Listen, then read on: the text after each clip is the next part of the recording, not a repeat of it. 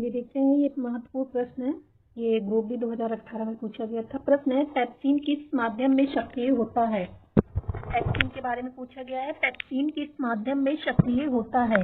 तो पहला है अत्यधिक अम्लीय, दूसरा है क्षारीय, तीसरा है हल्का अम्लीय, चौथा है न्यूट्रल। इसको पता जल्द कमेंट कीजिए। चलिए देखते हैं हम। जो पेप्सिन है, पेप्सिन क्या है? एक प्रकार का एंजाइम है। पेप्सिन एक प्रकार का एंजाइम होता है जो प्रोटीन का पाचन करता है। प्रोटीन का पाचन कहाँ पर करता है? प्रोटीन का पाचन अमाशय में करता है। और अमाशय में कौन सा एसिड पाया जाता है? अमाशय में HCl एसिड पाया जाता है। तो अमाशय में HCl एसिड पाया जाता है। HCl कैसा एसिड है? ये एक स्ट्रॉन्ग एसिड है। कैसा एसिड है? स्ट्रॉन्ग एसिड है। तो इसमें कौन सा सही है? पेप्सिन किस माध्यम में सक्रिय होता है? अत्यधिक अम्लीय माध्यम में सक्रिय होता है। चलिए अगले प्रश्न पे चलते हैं। अगला प्रश्न है, पित्त रस द्वारा वसा का पायशीकरण या इमल्शीकरण कहाँ होता है?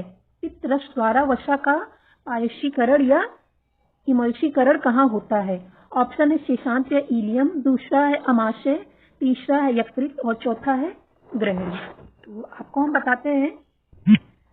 चलिए पहले ये बताइए, पित्त का निर्माण कहाँ होता है? पित्त का निर्माण कहाँ होता है? यकृत, लीवर में होता है। पित्त का निर्माण यकृत यानी लीवर में होता है। और स्टोरेज कहाँ होता है? पित्ताशय में। पित्त का स्टोरेज कहाँ होता है? पित्ताशय में। और इसका कार्य क्या है? पित्त का कार्य क्या है? वसा का पायशीकरण यानी वसा को जल में घुलनशील बनाना, छोटे छोटे अणुओं में तोड़ना। तो आपको जैसा हमने क्या बताया, पित्त, ये पित्त है। पित्त में क्या है? ये आपका लीवर है। क्या है? एक सेकेंड, ये आपका लीवर है, लीवर। और लीवर में क्या है? पित्तरस का निर्माण होता है। और ये आपका पित्ताशय है। क्या है? पित्ताशय यानी ये गॉल ब्लैडर है। ये डक्ट है। ये डक्ट से क्या है? लीवर में पित्त है जो कि यहाँ पे गॉल ब्लैडर में स्टोर हो रहा है। और यहाँ से एक डक्ट कहाँ आई है? Common pile duct. ये कहाँ पर आई है? ड्यूडेनम। ड्यूडेनम इंटेस्टाइन का पार्ट है, छोटे इंटेस्टाइन का, जिसे क्या बोलते हैं हम? इसे ही ग्रहणी बोलते हैं।